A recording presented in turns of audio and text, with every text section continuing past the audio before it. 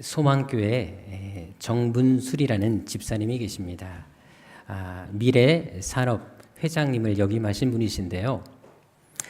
일전에 이분이 카이스트에 큰 액수의 돈을 기부함으로 인해서 장안의 화제가 된 적이 있었습니다. 왜냐하면 기부 금액이 얼마였냐면 300억 원이었습니다. 그런데 300억 원으로 또 끝난 것이 아니라요. 다시 얼마 후에 215억 원을 또 기증을 했습니다. 그래서 총 515억 원을 기증하는 놀라운 일을 행하셨습니다. 근데 그 이유가 있었습니다. 왜냐하면 이분이 한때 이제 사업을 운영하시다가 사업에 큰 위기를 맞이한 적이 있었습니다. 그래서 회생할 기미가 전혀 보이지 않았는데 그때 카이스트 교수님으로 재직하고 계셨던 이광영 교수님께서 회사의 어려움을 아시고 직접 찾아오셔서 자기가 가지고 있는 기술, 첨단 기술을 전수해 주십니다. 그로 인해서 이제 이 회사가 다시 일어서게 됐는데요. 그때 그 고마움을 잊지 못해서 나중에 회사가 잘 되면 꼭 갚아야 되겠다고 생각하던 중에 회사가 잘 되어서 결국 이렇게 515억 원이라는 어마어마한 돈을 기부하게 된 것이었습니다. 이 기사를 보면서 그런 마음이 들었어요.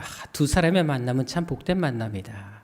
서로에게 큰 위기를 가져다 준 정말 멋진 만남이지 않는가 이런 생각을 하게 됐습니다. 그래서 우리가 이 땅을 살아가면서 누구를 만나느냐가 참 중요합니다.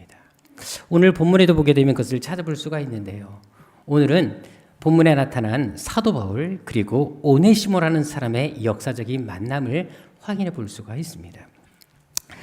그런데 여러분들이 잘 아는 것처럼 오네시모는 어떤 사람이었습니까? 원래 빌레몬이라는 사람의 노예였습니다. 그런데 이 사람이 본문 18절에 나와 있는 것처럼 주인의 돈을 훔쳐서 주인을 도망쳐 온 것을 볼 수가 있습니다. 어떻게 보면 정말로 배은망덕한 그리고 아주 나쁜 노예인 것을 확인할 수가 있는데요. 근데 이 사람이 이제 골로새라는 지역에서부터 로마로 피신을 왔습니다. 그런데 또 로마에 와서도 뭔가 잘못을 저질러서 감옥에 갇히게 되는데요. 그때 마침 감옥에 있었던 사도 바울을 만나게 됩니다. 그리고 그 사람을 만나서 이제 새롭게 새 사람으로 변화되는 것을 볼 수가 있습니다. 그리고는 이제 사도 바울이 이제 오네시모의 사정을 다 듣고 나서는 이렇게 두면 안 되겠다 싶어서 이제 빌레몬에게 편지를 보내서 이 오네시모가 변화됐으니까 종으로 여기지 말고 형제로 대우해 주라. 그리고 그를 용서해 주라. 라고 보낸 편지가 바로 빌레몬서의 전체 내용입니다. 자, 그런데 여기서 주목할 것은 오네시모의 변화입니다. 원래 그가 빌레몬에게서부터 도망한 이유가 무엇이겠습니까? 노예로 살기 싫어서였습니다. 주인을 떠나서 자유를 찾고 싶어서 도망한 것입니다. 얼마나 그 자유를 열망했는지 이 골로새서부터 로마까지 거리는 1500km가 됩니다. 그 먼 거리를 도망쳐 왔다라는 것은 그만큼 자유를 갈망했던 것입니다. 그리고 두 번 다시 돌아가지 않겠다는 마음으로 돈까지 훔쳐서 달아난 것입니다. 자, 그런데 오네시모가 바울을 만난 후 어떤 사람이 됩니까? 놀랍게도 자유를 찾아서 온 사람이 이제는 스스로 바울의 종이 되겠다. 바울을 돕는 사람이 되겠다라고 결단하는 것을 볼 수가 있습니다. 게다가 그 시대에 바울을 섬긴다, 바울의 종이 된다라는 것은 어떤 의미였을까요? 기독교에 대한 핍박이 심했던 시대였습니다. 그래서 순교자들까지 생기는 시대였습니다. 따라서 바울을 돕는다라는 것은 곧 고난, 죽음을 각오해야 하는 일이었다는 것입니다. 한마디로 이제 더 이상의 자유는 사라지는 것입니다. 그런데도 그는 기꺼이 그 일을 자청해서 하고 있습니다. 이것은 오네시모가 과거와 달리 정말로 이제는 완전히 새 사람으로 변화된 것을 말하는 것입니다.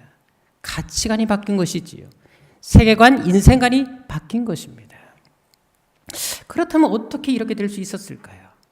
무엇이 그로 하여금 이런 새로운 결단을 하게 한 것이겠습니까? 그것은 바로 만남 때문이었습니다. 바로 사도 바울과의 만남 때문이었다는 것입니다. 그래서 만남이 중요합니다. 왜요? 누군가의 만남이 우리 인생에 어떤 결과를 가져올지 알지 못하기 때문에 그렇습니다. 하지만 만남도 어떤 사람을 만나느냐가 중요합니다. 왜냐하면 오네시모 역시 이곳에 오기까지 얼마나 많은 사람들을 만났겠습니까? 근데 그 많은 만남들 중에 오네시모를 진정으로 변화시킨 것은 사도 바울과의 만남이었다라는 것입니다. 그래서 이 바울과의 만남이 중요합니다. 특별히 바울과의 만남 무엇을 얘기합니까? 바로 믿음의 사람과의 만남을 이야기한다라는 것입니다. 그래서 만남 중에서도 믿음의 사람을 만나는 것이 참 중요합니다. 실제로 만일 오네시모가 이단이나 신비주의에 빠진 사람을 만났으면 어떻게 됐을까요? 아니면 교회에 대해서 부정적이거나 교회에 대해서 비판적인 사람을 만났다면 오네시모의 인생이 어떻게 달라졌겠습니까? 그는 이렇게 결코 변화된 삶을 살지 못했을 것입니다. 오히려 기독교에 대해서, 교회에 대해서 반감을 가진 사람으로 살 수 있었을 것입니다. 제가 전에 주한교에서 청년부 사역을 했을 때 어떤 일이 있었냐면 청년 사부 남자 형제 중에 고등학교 교사를 하고 있는 형제가 있었습니다.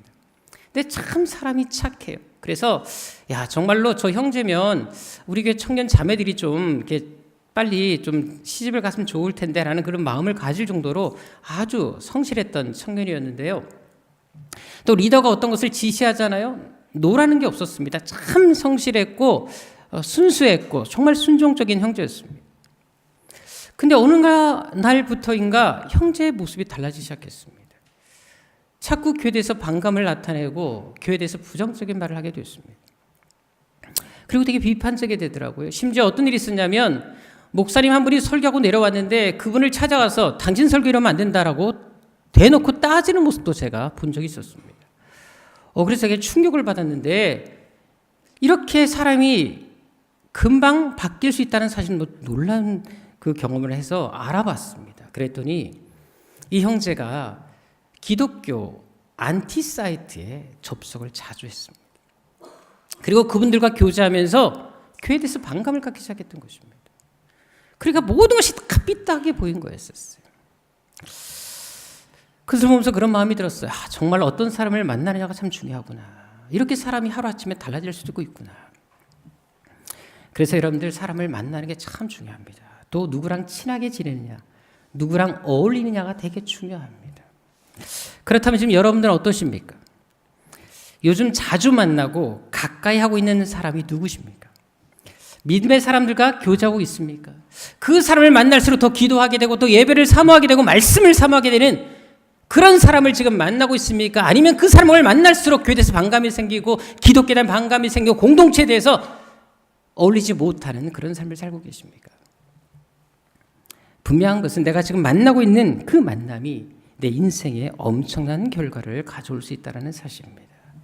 오늘 본문의 오네시모와 바울의 만남이 바로 그랬습니다.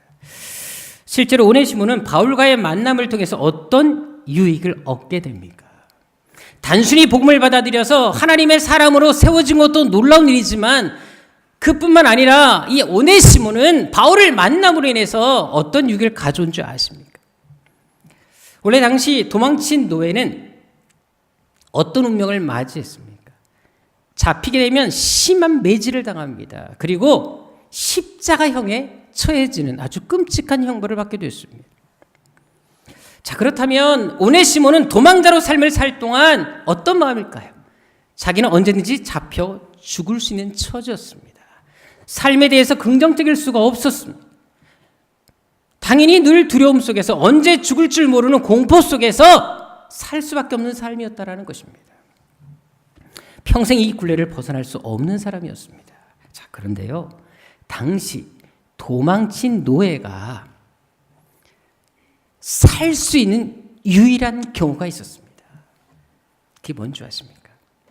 이 도망친 노예가 주인의 친구한테 도망치고 나서 그 친구가 이 노예를 위해서 중재하고 변호해주면 유일하게 이 노예가 살 수 있는 로마법이 있었습니다. 자, 그런데 생각해 보십시다. 빌레몬과 바울의 사이는 믿음의 동역자 관계였습니다. 따라서 바울이 오네시모를 위해 빌레몬에게 이렇게 간청한 것은 결국 현재 그 당시 로마법과 무관하지 않았다라는 것입니다. 바울은 이 로마법을 알고 빌레몬에게 오네시모를 중재해주고 있는 것입니다. 결국 오네시모는 바울을 만나서 생명을 살 수 있는 길을 얻게 되는 것입니다. 결국 오네시모는 바울을 통해 목숨도 건지고 평생 도망자의 굴레를 벗을 수 있는 그런 결과를 가져왔다라는 것입니다.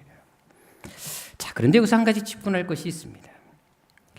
오네시모가 로마에서 어떻게 바울을 만날 수 있었을까라는 것입니다. 당시 로마는 대도시였습니다. 오늘날로 말하면 서울 같은 곳이었습니다. 학자들에 따르면 당시 로마에는 400만 사람들이 거주하고 있었습니다. 따라서 오네시모가 바울을 만날 확률은 400만 분의 1이었습니다. 그런데 오네시모가 로마에서 그 많은 사람들 중에 바울을 만났다는 사실도 놀랍지만 하필 바울이 갇힌 그 감옥에 들어가서 바울을 만났다는 것은 과연 우연이라고 할 수 있을까요? 이 만남에는 하나님이 개입이 있었습니다. 하나님의 인도하심이 아니고서는 결코 이 만남이 이루어질 수 없었다는 사실입니다. 그것은 우리의 만남도 마찬가지입니다. 우리가 이곳에 함께 앉아있는 것 우연일까요? 어쩌다가 와서 앉아있는 것이겠습니까? 실제로 우리가 만날 확률이 얼마나 될까요? 사실 제가 어저께 우리가 이렇게 만날 확률에 대해서 한번 통계를 내봤고 확률을 계산해 봤는데요. 하다가 제가 포기했습니다. 도저히 계산이 안 되더라고요. 한번 생각해 보십시오. 저도 이과 출신이다 보니까 나름대로 그냥 수학 공부를 좀 해서 해본다고 했는데 저는 어떻게 더 이상 할 수가 없었는데 혹시 이것이 가능한 분이 있으면 하셔서 저한테 알려주시면 좋을 것 같습니다. 자, 전 세계 인구는 몇 억? 약 70억이라고 우리가 봅시다. 자, 70억 인구 중에 우리가 만나는 것입니다. 근데 70억 인구 중에도 전 세계 나라가 한 200여 국이 됩니다. 200여 국의 중에서 우리가 또 만나는 것입니다. 근데 그 나라 중에 또 어디서 만났다고요? 한국에서 만났습니다. 근데 한국에 시, 도, 면, 군까지 다 했을 때, 돈까지 다 했을 때 여러분들 적어도 1000개만 잡는다 해도 또 그 중에서 우리가 그 안에서 또 만난 것입니다. 그리고 한국의 5만 교회 중에 이 세안교에서 만난 것입니다. 자, 이렇게 계산해 보니까 얼마나 나오는 줄 아십니까? 계산기에 숫자가 나오지 않았어요. 계산기도 포기해버리더라고요, 여러분들요. 아무리 컴퓨터가 발달해도 여러분들 이 확률을 계산해낼 수가 없습니다. 이거는 불가능한 수치입니다. 어떤 분이 그런 글을 올린 것을 봤는데요. 사람이 만날 확률을 어떻게 계산했냐면 공중에서 동전을 100원짜리 동전을 10억 원어치 준비해서 뿌렸는데 이것이 일자로 쫙 탑으로 쌓일 확률, 이 확률도 우리가 만날 확률을 넘어서지 못한다는 거 아십니까, 여러분들? 이것은 기적입니다, 여러분들요. 옆 사람과 만난 거 기적입니다. 끔찍한 게 아니라 기적입니다. 하나님의 인도하심이 아니고서는 결코 이루어질 수 없는 확률을 여러분들이 지금 경험하고 있는 것입니다. 그래서 이 만남을 소중히 여기셔야 하는 것입니다. 그래서 제가 자주 부르는 찬양 중에 어떤 찬양이 있습니까? 있을 때 잘해. 있을 때 잘해 후회하지 말고 막 그런 찬양 있지 않습니까, 여러분들이? 있을 때 정말 잘하셔야 됩니다. 전에 한 청년도 어떤 일이 있었냐면 이제 한참 자매를 만나서 막 사귀게 됐고요. 이제 막 불꽃이 붙은 거예요. 그래가지고 이제 흥얼흥얼거리면서 너무 행복하게 잘 지내고 있는데 갑자기 전날까지도 만났던 여자친구가 연락이 온 거예요. 우리 앞으로 만나지 말자고. 이유도 없이. 아니 어제까지 그렇게 희희낙 막 좋아가지고 막 그렇게 사귀었던 자매가 일방적으로 이별을 통보하니까 얼마나 충격이겠습니까? 막 그래서 이 형제가 연락한 거예요. 이유라도 알자. 대답을 해주지 않는 거예요. 그래서 제발 좀 알게 해달라. 나 너무 이해가 안 간다라고 했는데 이유가 뭐인 줄 아셨습니까? 이 자매가 자기가 친한 친구들이 또 있잖아요. 친한 친구에게 남자친구 이제 사귀게 된 것에 대해서 이제 좀 자랑을 좀 하고 싶어서 막 얘기를 하다가 그 친구들이 야, 그 남자의 그 남자친구 사진 좀 보내줘봐. 얼굴 좀 보자 그런 거예요. 보냈어요. 거기서 사건이 터진 겁니다. 알고 보니까 이 남자가 이 자매 만나기 전에 이 자매의 친구랑 소개팅을 한 적이 있었던 거예요. 근데 이 소개팅에서 마음에 안 드는 자매가 나오니까 이 형제가 아주 예의 없게 막 심하게 굴었대요. 근데 그 상을 다 알게 된 거예요. 그러니까 안 그래도 이 자매가 친구에게 누구 소개팅을 갔는데 정말 예의 없는 남자를 만났다라고 한 이야기를 들은 적이 있었거든요. 근데 설마 그 남자가 자기 남자친구 될지 누가 상상했겠습니까? 그래서 이걸로 인해서 결국 이 관계가 다 깨지고 말았습니다. 있을 때 잘하셔야 됩니다. 같이 찬양해 볼까요? 여러분 그것은 성경에서도 얼마든지 찾아볼 수가 있습니다. 창세기 39장에 보게 되면요, 요셉이 누명을 쓰고 감옥에 갇히는 사건이 나옵니다. 자, 그런데 감옥에서 요셉이 누구를 만나지요? 바로 술 맡은 관원장과 떡을 굽는 관원장을 만나게 됩니다. 바로 바로 왕의 신하였던 두 사람을 만나게 되는데, 솔직히 요셉 입장에서는 누명을 쓰고 감옥에 왔기 때문에 삶을 비관하고 절망 속에서 그냥 될 대로 되라 살 수 있었던 삶이었습니다. 자, 그래도 불구하고 요셉이 어떡합니까? 그런 절망의 상황에서도 두 사람에게 깍듯이 대하면서 옆에서 열심히 시종 그리고 돕는 일을 하게 됩니다. 이렇게 해서 요셉과 두 사람의 만남이 이루어지게 됐습니다. 자, 그런데 나중에 이 만남이 어떤 결과를 가져옵니까? 자, 그 중에 술 맡은 관원장이 이제 다시금 바로의 신하로서 복귀하게 됩니다. 근데 어떤 일이 생깁니까? 바로가 꿈을 꾼 사건이 생겼는데 그 상으로 인해서 술 맡은 관원장이 요셉이라는 사람을 추천하게 됩니다. 그로 인해서 요셉이 하루아침에 전과자에서 죄수에서 애굽이라는 나라의 제2 인자, 바로 총리가 되는 역사가 나타나는 것을 볼 수가 있습니다. 요셉이나 술 맡은 관원장이라 이 두 사람의 만남이 이런 결과를 가져올지 누가 상상이나 했겠습니까? 오늘 본문의 오네시모와 바울의 만남이 바로 그랬다라는 것입니다. 두 사람의 만남을 통해 오네시모가 이렇게 달라질지 아무도 상상하지 못했다라는 것입니다.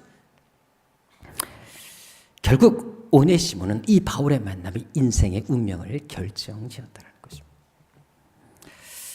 그리고 오늘 본문을 통해서 보면 오네시모가 바울을 통해 변화될 수 있었던 또 하나의 이유를 찾아볼 수가 있습니다. 그것은 바로 오네시모가 바울을 통해서 말씀을 듣고 양육을 받았기 때문입니다. 자, 오늘 본문에 보게 되면 바울이 오네시모에 대해 특별히 언급하는 여러 가지 표현들이 있는 것을 볼 수 있습니다. 특별히 10절에 보게 되면 바울은 오네시모를 향해서 뭐라고 표현합니까? 바로 내 아들이라는 표현을 쓰고 있습니다. 자, 여러분들 이 표현이 왜 중요한 줄 아십니까? 바울에게 있어서 제자라는 용어가 있는데 그 용어 대신에 바울은 아들이라는 용어를 즐겨 사용합니다. 실제로 바울 서신을 다 찾아보십시오. 바울이 쓰는 언어를 다 보시게 되면 자기 제자들을 향해서 썼던 언어 중에 제자라는 말보다 아들이라는 말을 쓰는 것을 볼 수 있는데요. 이 표현은 단순한 제자 이상의 개념을 뛰어넘습니다. 특별히 아끼는 제자를 향해 바울은 아들이라는 표현을 쓰는 것을 볼 수가 있습니다. 자, 그런데 실제로 바울 서신 전체에서요, 바울이 자기가 키웠던 제자들 중에 아들이라고 표현한 사람이 모두 몇 명이나 되는 줄 아십니까? 단 3명에 지나지 않습니다. 디모데후서 1장 2절에 보게 되면요, 디모데에게 사랑하는 아들이라는 표현을 씁니다. 그리고 디도서 1장 4절에 보게 되면요, 바로 디도라는 사람에게 나의 참 아들이라는 표현을 씁니다. 그리고 또 한 사람이 누군지 아십니까? 바로 오늘 본문 10절에 나오는 오네시모에게 이 말을 쓰고 있습니다. 그만큼 오네시모는 바울에게 특별한 존재가 되었음을 말하고 있는 것입니다.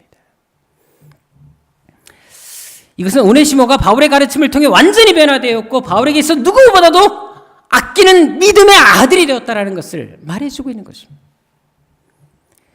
그래서 골로새서 4장 9절에 보게 되면 바울은 오네시모랑 이렇게 표현합니다. 신실하고 사랑을 받은 형제다라고 표현까지 쓰고 있습니다. 아들이란 단어를 넘어서서 이제는 정말 이 오네시모는 나에게 신실하고 사랑을 받는 존재다라고까지 표현을 하고 있습니다. 심지어 오늘 본문 12절에 보십시오. 그는 어떤 사람이다라까지 표현하고 있습니까? 내 신복이다라는 표현을 쓰고 있습니다. 이 신복이라는 단어를 주목해 볼 필요가 있는데 이 단어가 원래 뜻이 무슨 뜻인지 아십니까? 창자, 내장이라는 뜻입니다. 그래서 원어를 찾아보게 되면 내 종 이런 표현이 아니라 내 창자다, 내 내장이다라고 표현을 쓰여지는 것을 볼 수가 있는데요. 왜 그런지 아십니까? 그 당시 사람들은요, 사람의 감정이 담겨 있는 곳이 이 내장, 창자로 이해를 했습니다. 그래서 애가 끓는다는 표현이 바로 이런 표현에서 나온 것입니다. 그래서 이 단어에서 심장이라는 단어까지 나왔습니다. 이 말은 뭐를 얘기하겠습니까? 신복이라는 단어를 표현했다는 것은 바로 특별한 존재일 때, 내 심장 같은 존재, 정말 지극히 사랑하는 존재일 때 이 단어를 썼다라는 것입니다. 아무에게나 쓸 수 있는 것이 아니라 정말로 아끼고 진정으로 사랑하는 존재, 진정한 아들처럼 아끼는 존재에게 이 말을 썼다라는 것입니다. 다시 말해서 오네시모는 바울에게 있어서 심장 같은 존재가 된 것입니다. 없어서는 안 된 존재가 된 것이지요. 그래서 11절에 보게 되면 바울은 오네시모를 향해서 이렇게 말합니다. 이 오네시모는 나에게 유익한 사람이 되었다. 자, 그런데 오네시모의 이름의 뜻이 뭔지 아십니까? 유익한, 도움이 되는 이라는 뜻을 가진 이름입니다. 다시 말해서 오네시모는 바울을 만남으로 인해서 이름값 하는 인생이 되었다는 것입니다.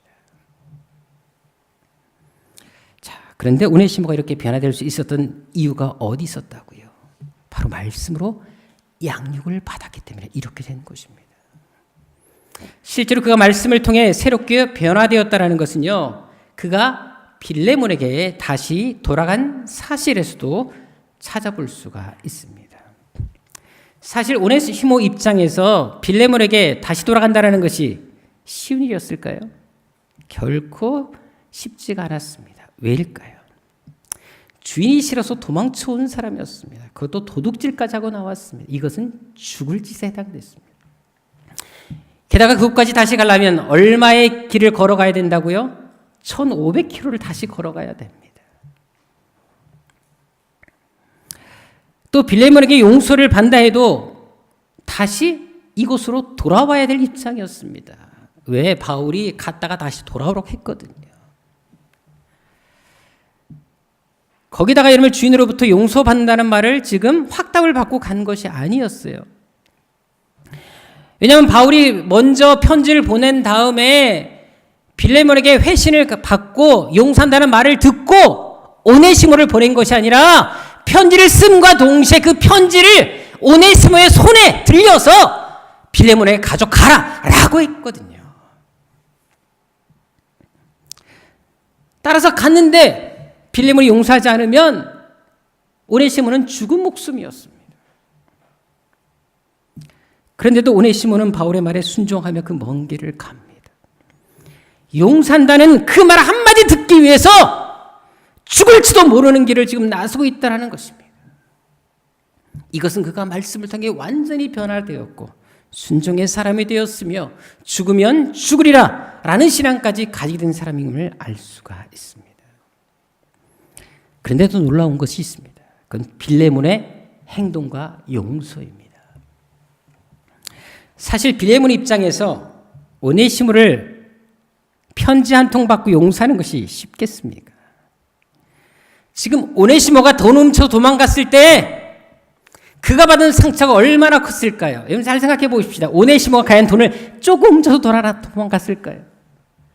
여러분 제가 자신하고만 하지만 웬만한 돈 다 긁어서 도망갔을 것입니다. 왜? 로마까지 가려면 그 거리가 짧은 거리가 아니었고요. 상당히 먼 길이었고 오랫동안 밖에서 숙식을 해야 됐기 때문에 자기 혼자 나가 살기 위해서는 엄청난 돈이 필요했거든요.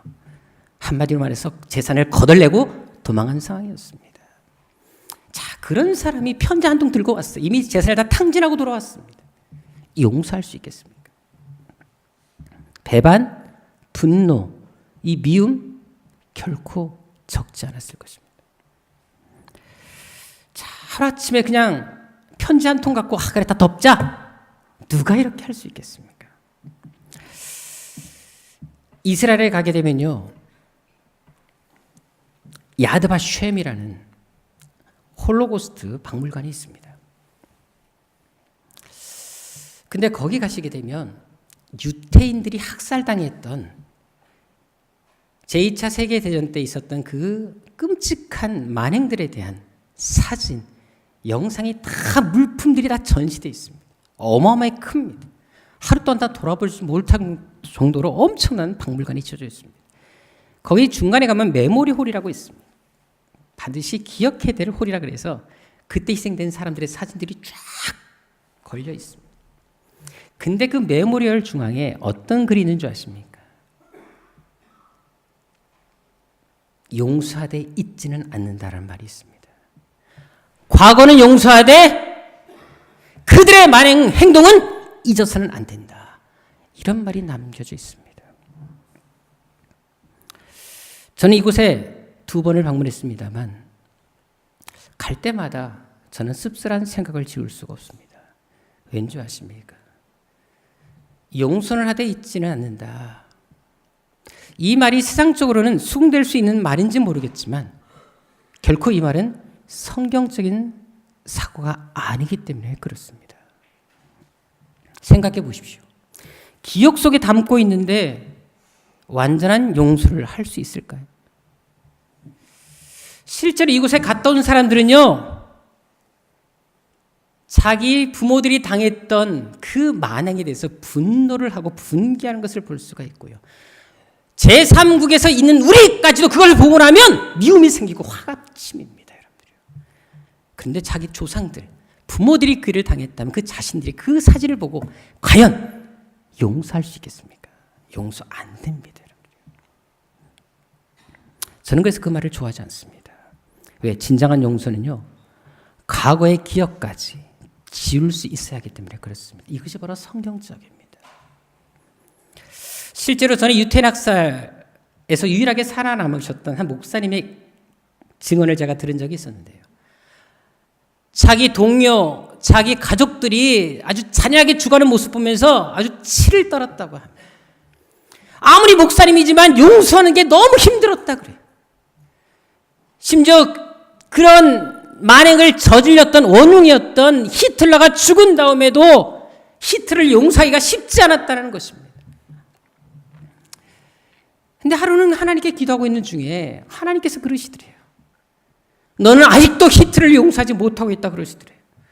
그래서 목사님이 아니 하나님, 히틀러는 이미 죽고 없습니다. 뭐 용서할 게 말 게 뭐가 있겠습니까? 라고 했더니 하나님께 이렇게 말씀하시더라는 것입니다.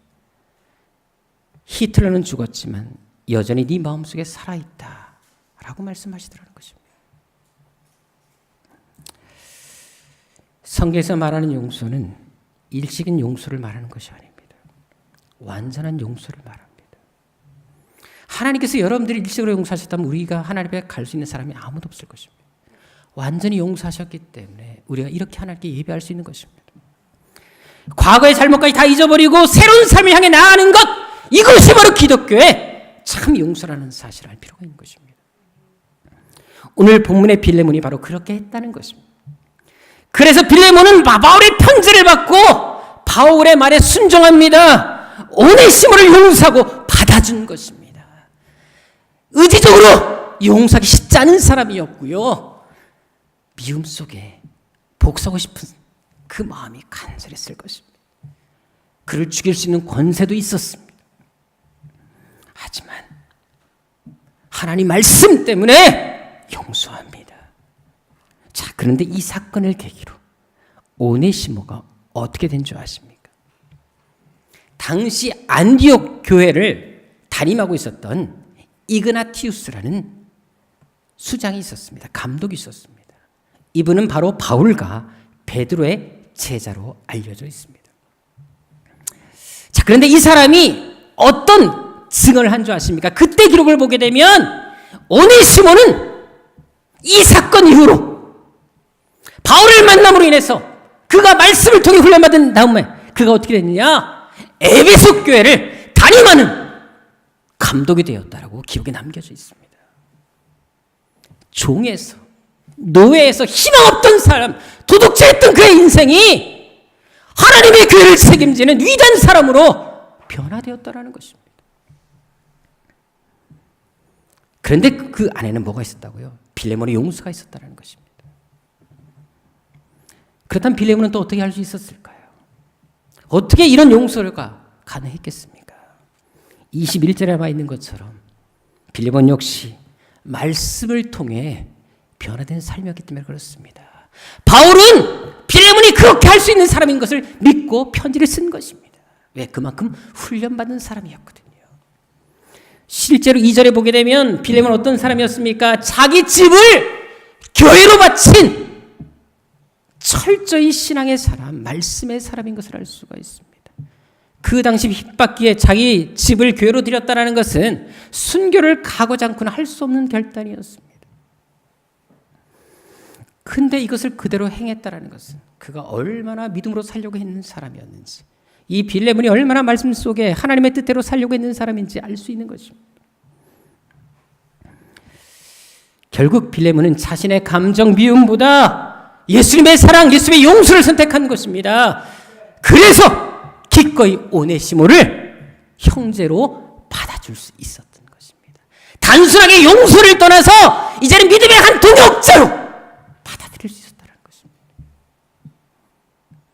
결국 오네시모도 그렇고 빌레몬도 그렇고 그들이 이렇게 위대한 삶을 살게 된 그 이면에는 바로 말씀을 통해 잘 양육받은 그 말씀 훈련이 있었기 때문에 이것이 가능했다는 것입니다. 그래서 개인이든 가정이든 교회든지 간에 어떤 문제 앞에서 이것을 잘 이겨내고 하나님의 사람으로 바로 서기 위해서는 말씀에 그 해답이 있다는 것을 알 필요가 있습니다. 사실 저도 목회를 하다 보면 위기를 만날 때가 있습니다. 그때마다 저를 지켜준 것이 뭔지 아십니까? 말씀이었습니다. 하나님께서 저를 잘 아시지만 제가 이 말씀 붙잡지 않았다면, 말씀 묵상하지 않았다면 저는 아마 지난주로 여러분들을 떠났을지도 모릅니다. 따라서 우리가 어떻게 하든지 간에 말씀을 사모하고 말씀에 대한 열정을 품는 것이 얼마나 중요한지 우리는 알 필요가 있습니다. 왜? 말씀을 먼저 들어야 그 안에서 변화가 일어나고 우리의 삶의 결단이 일어나기 때문에 그렇습니다. 예수님의 수제자였던 베드로도 보십시오. 왜 그가 제자가 되었습니까? 제자가 되는데 결정적인 계기가 물고기를 잡는 기적이었는데 왜 그에게 이런 기적이 일어났습니까? 누가복음 5장 5절과 6절에 보게 되면 말씀을 들었기 때문에 그렇습니다. 그 말씀에 의지하여 그 말씀 붙잡고 살기로 결단하니까 그의 삶에 기적이 일어나고 그가 제자로 살 수 있었던 것입니다. 별 볼 일 없는 인생에서 세계의 복음을 전하는 하나님의 주역으로 천국의 열쇠를 소유할 만한 하나님의 사람으로 세워줄 수 있었던 것입니다. 사도행전 2장도 보게 되면 초대교회가 형성된 결정적인 계기가 나타납니다. 그 이유가 뭔지 아십니까?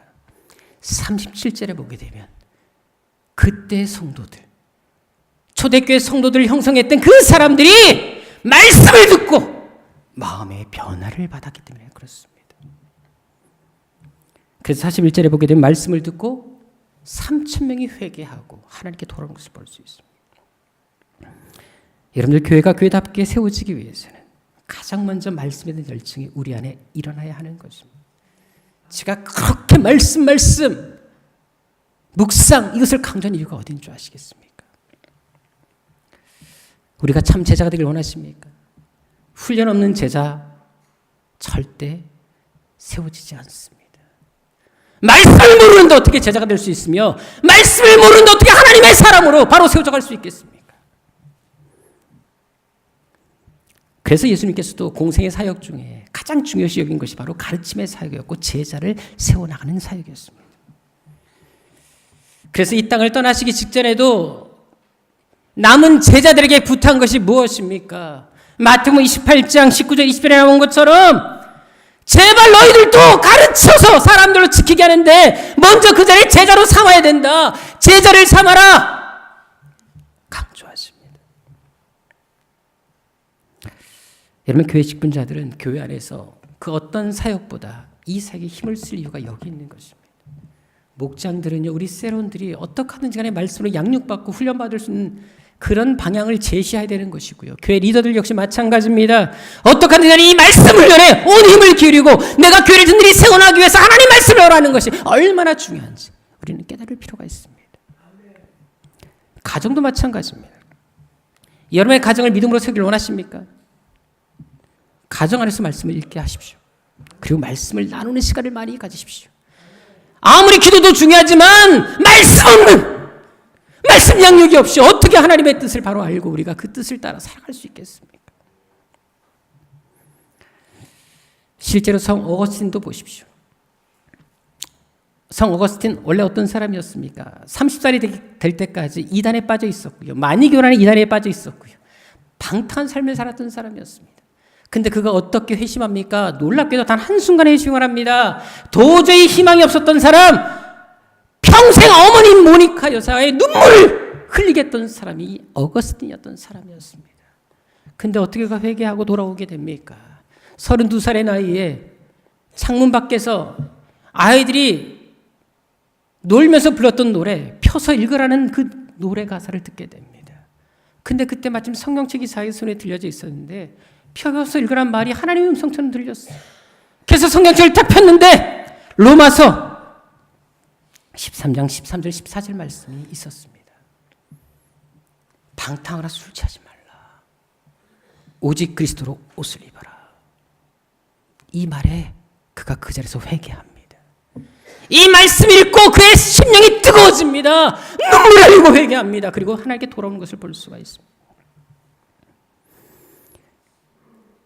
결국 그래서 그는 사도 바울 이후에 기독교 역사에서 가장 중요한 인물이 되지 않습니까? 사실 갈수록 사람들이 열정이 식습니다. 교회가 교회되지 못하는 모습을 볼 때가 많습니다. 언제부턴가 내 편한 대로 신앙생활을 합니다. 적당히 섬기는 것이 하나의 교회의 보편적인 모습이 되고 말았습니다. 심지어 교회를 정착하기보다 떠도는 사람이 있는가 하면 쉽게 교회를 떠나거나 아예 믿음을 저버리는 사람이 우리 주에 얼마나 많습니다. 그 이유가 어디 있겠습니까? 왜 교회 갈수록 힘을 잃는 것이겠습니까? 말씀의 능력을 잃어버렸기 때문에 그렇습니다. 말씀을 사모하고 말씀을 통해 양육받으려는 사람들이 갈수록 줄어들고 참 제자가 되려는 사람들이 적어지기 때문에 이런 결과가 생겨나는 것입니다. 하지만 예수님께서 우리에게 원하시는 수준은 어떤 수준이라고요? 단순히 예배드리는 수준이 아니라 제자를 양육할 수 있는, 제자를 키워낼 만한 그런 영광을 가진 사람으로 우리가 세워지기를 주님께서 원하셨다는 사실입니다. 그래서 떠나기 직전에도 바로 그것을 우리에게 당부하셨던 것입니다. 오늘 본문의 오네시모가 바로 그런 사람이 된 것입니다. 짧은 기간이었지만, 그리고 그곳이 감옥이었지만 그는 변화됐습니다. 왜요? 믿음의 사람 곁에 있었습니다. 그 믿음의 사람을 통해 말씀에 대한 열정을 품고 양육받았기 때문에 이 양육이, 그리고 이 양육에 훈련받는 것이 계속 되어졌기 때문에 그의 인생은 끝까지 하나님 편에 설 수 있었던 것입니다. 저는 우리 세양교 성도들이 바로 오네시모 같은 사람들이 되기를 축원합니다. 정말 믿음의 사랑과 늘 교제하고 말씀에 대한 양육에 대한 사모함이 넘쳐나기를 진정으로 바랍니다. 그래서 오네시모처럼 이제 예수님께 유익한 사람, 정말 예수님의 신복이 될 만한 사람, 예수님께 심장 같은 존재가 되는 사람, 세상에서 가장 예쁜 내 자녀다라고 고백받을 수 있는 그런 사람들이 되시기를 주님으로 축원합니다. 기도하겠습니다. 아버지, 갈수록 우리의 신앙 우리의 믿음을 지키기 쉽지 않은 시대에 살고 있습니다. 세상에 너무나 많은 유혹이 있습니다. 또한 우리를 너무나 편하게 할 만한 것들이 너무 주위에 깔려 있습니다. 아버지 하나님, 요즘 세상에 돌아가는 상황들을 볼 때마다 두려운 마음도 없지 않아 있습니다. 점점점 하나님의 뜻과 반대되는 일들이 일어나고 있습니다. 동성애 문제, 세상의 타락 문제, 기독교에 대한 반감 문제, 불신에 대한 문제가 얼마나 팽배져 가는지 모릅니다. 교회가 무너집니다. 목회자가 무너집니다. 성도들다운 성도를 찾기가 어려운 시대 됐습니다. 교회가 갈라집니다. 직분자들이 세워졌지만 오히려 그 직분을 통해 교회를 세워나가는 것이 아니라 교회를 깨트리는 일들이 얼마나 많이 자행되고 있습니까? 교회 일들이 세상 법정에 오르내립니다. 아버지 하나님, 이런 일들 볼 때마다 얼마나 주님 마음 아프시겠습니까? 게다가 아버지 하나님, 갈수록 천재지변도 일어나고 있습니다. 상상치 못할 일들이 전 세계적으로 일어나고 있습니다. 주님 오실 날이 멀지 않았다는 증거입니다.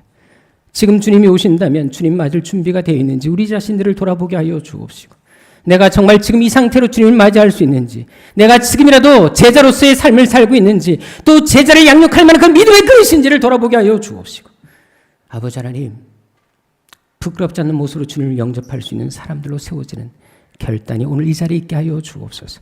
그래서 아버지 하나님, 이제부터라도 말씀을 사모하는 삶 살게 하여 주옵시고, 오네시모 같은 결단이 있게 하여 주옵시며, 그래서 이제는 우리가 오네시모뿐만 아니라 바울 같은 사람이 되어서 우리 주의 많은 사람들에게 선한 영향을 끼치는 삶, 하나님의 제자들로 세워나가는 그 일에 우리가 쓰임받는 삶 되게 하여 주옵소서. 존귀하신 예수님의 이름으로 기도드립니다.